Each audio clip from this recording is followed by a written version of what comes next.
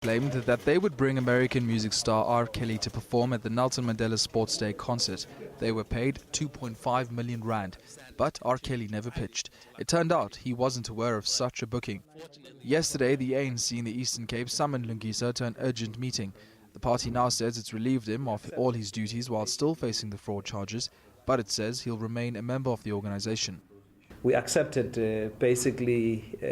what he requested, to be allowed to have time to pay attention, to focus on this matter, to give it all his energy so that hopefully it could be laid to rest quicker.